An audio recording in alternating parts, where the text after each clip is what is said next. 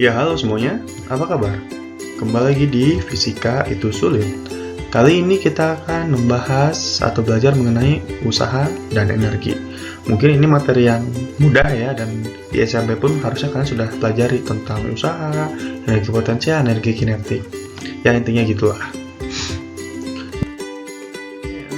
Permulaannya ya, misalkan kalian punya lemari, pastilah ya punya lemari. Lalu kalian dorong lemari tersebut. Ini biar kalian paham dulu ya konsepnya. Kalian dorong dengan gaya 20 Newton. Dan ternyata si lemari tidak pindah atau diam. Bendanya tetap diam. Maka gaya yang diberikan dianggap tidak melakukan usaha. Berarti gaya yang kalian berikan 20 Newton itu tidak melakukan usaha. Padahal kalian udah capek-capek kan ya. Tapi menurut fisika kalian belum berusaha. Usaha di sini beda ya sama usaha psikolog.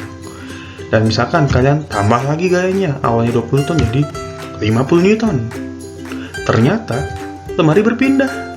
Wah, jika benda buat berpindah atau bendanya berpindah, maka gaya yang diberikan dianggap melakukan usaha. Nah, mungkin mulai tercerahkan ya, berarti gaya dianggap melakukan usaha saat mampu memindahkan suatu benda.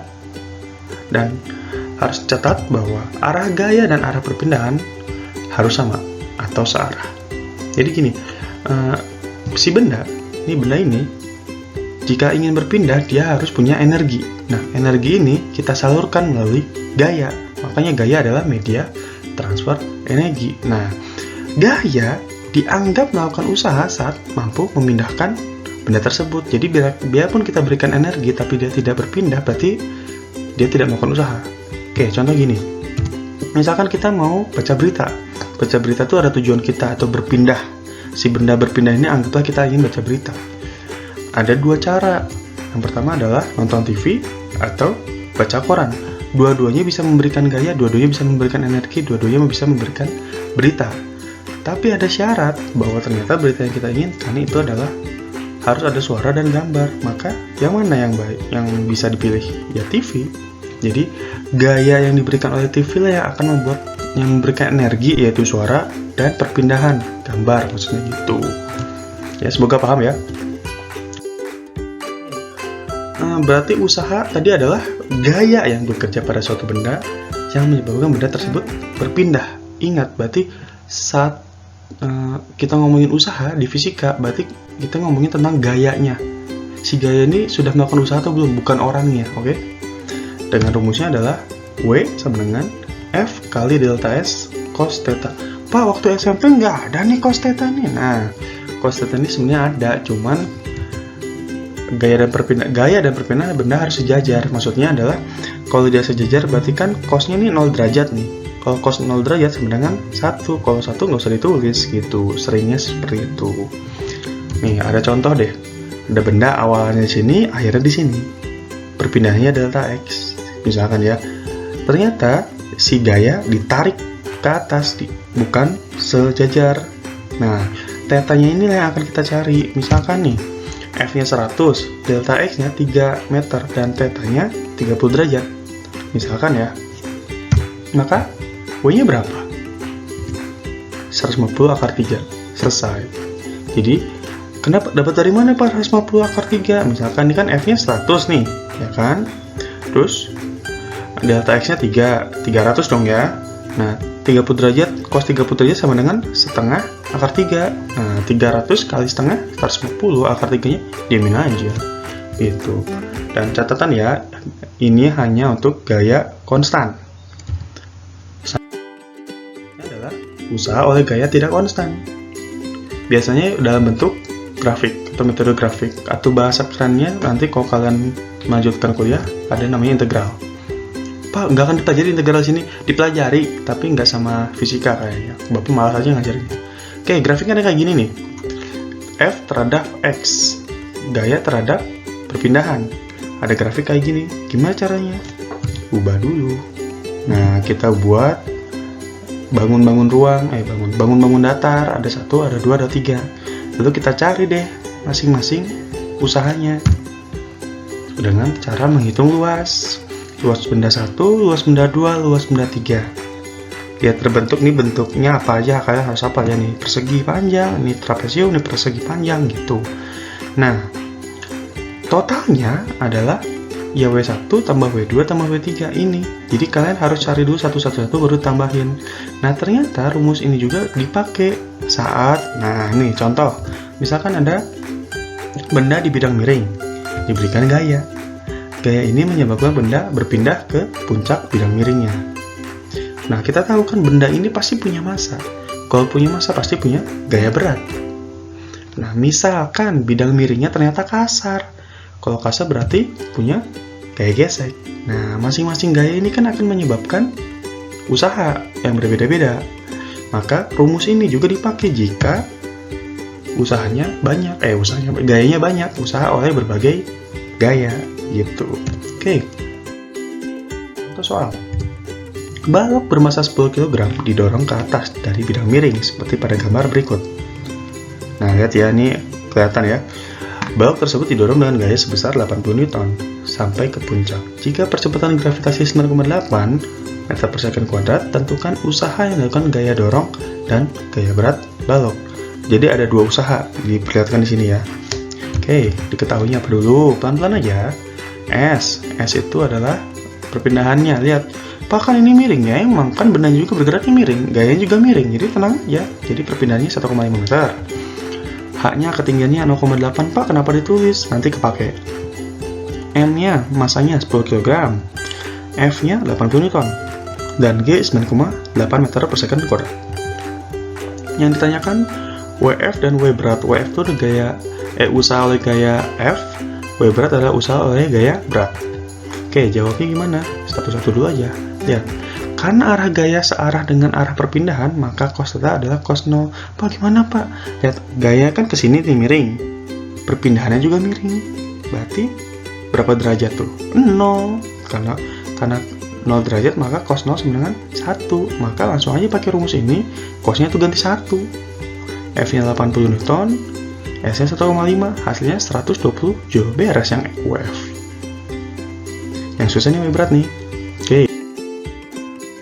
Kita untuk mencari W berat, nih, ilustrasinya seperti ini. Ini benda punya gaya berat seperti biasa. Kalau ada theta di sini, berarti gaya beratnya ke sini adalah W sin theta. Oh iya benar Pak, W sin theta. Tapi kan Pak, dia ke atas, si W sin theta ke bawah, berarti gimana? Nah, arah perpindahannya kan ke sini ya, berarti negatif. Nah, kenapa Pak dapat cos 180 dari mana? Ya lihat aja, arahnya ke sini, perpindahannya ke sini, segini berapa? Setengah lingkaran kan, 180 derajat. Lalu W sin tetanya udah kita tahu ya, ini adalah gayanya. S adalah perpindahannya, maka kita masukin aja. MG, Pak ini dapat dari mana Pak? 0,8 bagi 1,5. Lihat tadi kan ada ketinggian kan? Ketinggiannya di sini. Ingat dari rumus sin kalau segitiga gimana? Harus ingat kalau sin theta sudutnya di sini, ini banding ini kan, gitu. S-nya 1,5, cos 180 ada min 1. Maka kita masukin hasilnya minus 78,4 Joule. Ingat ya, ini 0,8 bagi 1, per 1,5 itu dari trigonometri segitiga. Kalian harus ingat. Oke, berarti ada dua ya, WF sama W berat. Sebenarnya ini nggak dicari, cuman ini sebagai contoh aja ya. Ada dua usaha nih, maka usaha totalnya adalah WF plus. Ingat ya, plus dulu, semuanya ditambah. Walaupun ini minus, tapi semuanya ditambah, maka tambah dapat kurang, tambah ketemu kurang, hasilnya minus kan ya, dapatnya pas 1,6.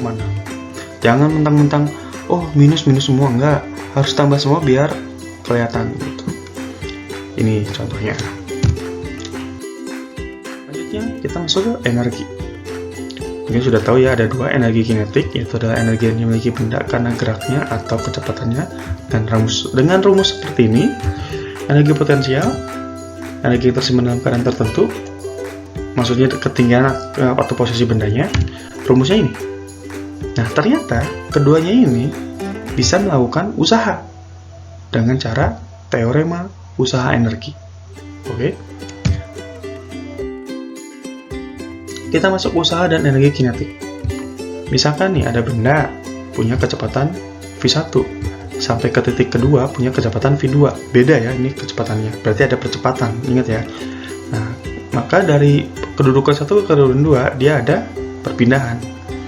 Kita ketahui bahwa percepatan adalah V2 min V1 per T. Maka kita dapat T-nya sama dengan V2 min V1 per A. Simpen dulu. Nah, kita ingin mencari kecepatan rata-rata karena kita tahu perpindahannya, dan lihat kecepatan rata-rata itu ada kayak statistik lah. Ada dua kecepatan yang berbeda, maka kita tambahkan aja V2 tambah V1 per 2. Atau kita tahu bahwa kecepatan yaitu perpindahan dibagi waktu. Maka kita dapat waktunya 2S per V2 plus V1. Ini T, ini T, gabungin. Maka dapatnya V2 min V1 per A sama dengan 2S per V2 plus V1.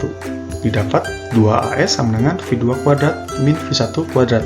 Mungkin sudah terlihat ya. Hukum 2 Newton itu adalah A sama dengan F per M.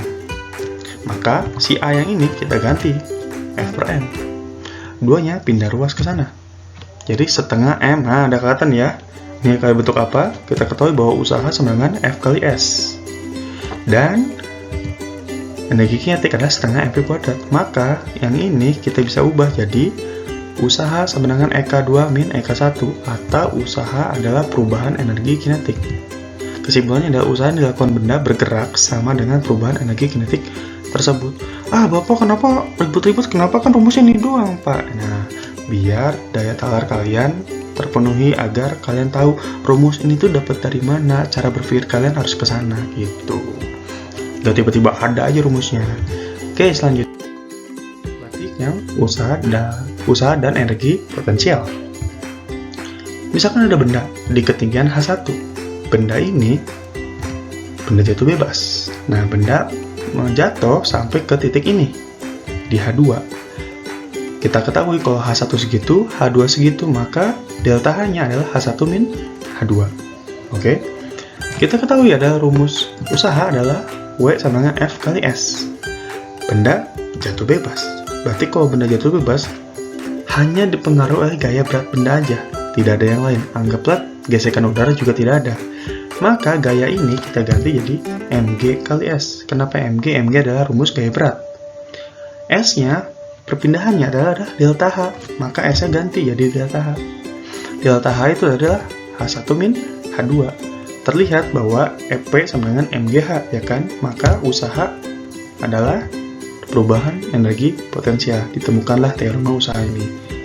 Jadi kesimpulannya adalah usaha yang dilakukan oleh gaya berat, merupakan perubahan energi potensialnya. Contoh soal, mobil bermasa 1500 kg berjalan dengan kecepatan awal 10 meter per second. Mobil dipercepat 2 meter per second selama 5 detik. Berapa besar usaha dalam proses tersebut? Diketahuinya apa dulu? Masa, percepatan, waktu. Yang ditanyakan usahanya. Kita cari dulu. Kita tahu usaha adalah perubahan delta EK, tapi kan kecepatan keduanya belum tahu. Karena cuma tahu percepatannya doang. Kita cari dulu V2-nya dengan cara GLBB. V2 sama dengan V1 plus AT. Maka V2 sama dengan V1-nya 10 meter per second tambah A-nya 2, T-nya 5. 2 kali 5, 10. V2-nya dapat 20. Baru kita masuk ke delta EK. W sama dengan setengah M V2 kuadrat min V1 kuadrat. Tinggal masukin rumus-rumusnya. Angka-angkanya, deng. 1500 dalam kurung 20 kuadrat min 10 kuadrat. Didapat 750, 400 kurangi 100. Dapatnya 750 ke 300. 225.000 joule. Ini usahanya. Contoh gampang. Kita masuk ke terakhir ini ya, daya. Enggak, deng, masih ada. Daya itu apa sih? Daya itu kayak di baterai kalian, baterai HP kalian, itu daya. Jadi kalau kalian mau isi baterai atau baterainya habis, salah, daya baterainya yang habis. Maksudnya daya itu apa? Daya adalah laju usaha yang dilakukan atau besar usaha per satuan waktu. Dengan rumusnya ini, usaha dibagi waktu. Ingat, usaha dibagi waktu. Kenapa ada lampu di sini? Nanti kita akan bahas. P sama dengan usaha bagi waktu. Kita tahu tadi W atau usaha sama dengan F delta S kali cos theta. Anggaplah bendanya sejajar, berarti cos theta-nya 1. Maka P sama dengan W kali delta S per T. Lihat, delta S. S per T itu apa? S per T itu apa? Kecepatan. Maka daya bisa kita rumuskan dengan dua ini. Ini yang paling umum, tapi apakah di luar sana ada rumus-rumus yang lain? Ada banyak. Jadi kalian harus berpikir sedikit lebih kritis lah. Kita masuk ke lampu nih. Ada lampu 25 watt, ada 60 watt. Pertanyaannya pasti lebih terang yang mana? Kenapa atau mengapa? Lampu mana yang melakukan usaha lebih besar? Jawaban kalian pasti satu, 60 watt. Maksudnya 60 watt ini apa, Pak? Maksudnya 60 watt ini kan, watt ini adalah satuan dari daya. 60 watt berarti lampu ini melakukan usaha 60 joule per detik. Nah, berarti kalau 25 watt, lampu ini melakukan usaha selama sedetiknya itu 25 joule atau 25 joule per 1 detik gitu. Jadi semakin besar wattnya, usaha yang dilakukan semakin besar, sama kayak kWh meter di rumah-rumah kalian lah. Kita masuk ke hukum kekalahan energi mekanik. Nah, ini terakhir nih, sorry nih. Hukum kekalahan energi mekanik. Rumusnya EM sama dengan EK plus EP. Mungkin kalian sudah tahu juga ya di mana? Di SMP. Apa sih isinya? Isinya adalah jika pada suatu sistem hanya bekerja gaya-gaya dalam bersifat konservatif, apa gitu kayak konservatif, cari sendiri. Energi mekanik sistem pada posisi apa saja selalu tetap atau kekal. Artinya energi mekanik sistem pada posisi akhir dan posisi awal sama. Oke, ninjaunya gini. Seperti tadi, ada benda jatuh bebas, ketinggiannya H1. Posisi kedua, ketinggiannya H2. Kita anggaplah posisi ini kedudukan 1, yang ini kedudukan 2. Tadi kan kita ninjau cuma ketinggian doang. Misalkan di kedudukan 1 dia punya kecepatan V1, di kedudukan 2 dia punya kecepatan V2. Nah, kita ketahui tadi usaha adalah delta EK atau delta EP. Maka kita bisa gabungkan, lihat, EK plus EP sama dengan EM. Maka menurut hukum kekalahan energi mekanik, jika tidak ada gaya lagi yang bekerja pada benda atau sistem ini, maka energi mekanik akhir sama dengan energi mekanik awal, atau EP akhir tambah EK akhir sama dengan EP awal tambah EK awal. Contoh soal ini terakhir, serius, ini terakhir. Danto melemparkan bola dari atas gedung setinggi 8,75 meter, dari gedung setinggi 8,75 dengan kecepatan 15 meter per second. Hebat banget. Hitunglah kecepatan maksimum bola ketiga menyentuh tanah. Ingat, menyentuh tanah. Diketahuinya apa dulu? V-nya, H-nya, H2-nya 0. Pak, kenapa H2-nya 0? Iya kan menyentuh tanah, berarti dia sudah tidak punya ketinggian di posisi yang kedua. G-nya 10. Tanyakan V2. Pakai rumus kekalahan energi mekanik. EP1 tambah EK1 sama dengan EP2 tambah EK2. EP1 Mg H1 plus EK1 setengah MP kuadrat MP1 kuadrat, dan begitu segitunya lah, sama lah intinya. Lihat M coret semua. Maka G-nya 10, H1-nya 8,75. Setengah masih ada. V1 kuadrat, V1-nya adalah 15 kuadrat sama dengan, Pak, kenapa EP keduanya 0? Karena kan sudah mencapai tanah, berarti dia tidak punya ketinggian, maka 0. Sebenarnya setengah V kuadrat, V2 kuadrat. Didapat, kita hitung semuanya, hasilnya dapat ini. 200 sama dengan setengah V kuadrat kali silang menjadi 400 V2. Ini masih kuadrat ya, ingat, jadi diakarkan, hasilnya 20 meter per second. Mohon maaf lama, semoga kalian paham. Mohon maaf kecepatan juga. Kalau ada yang belum paham bisa chat ke bawah. Oke, terima kasih.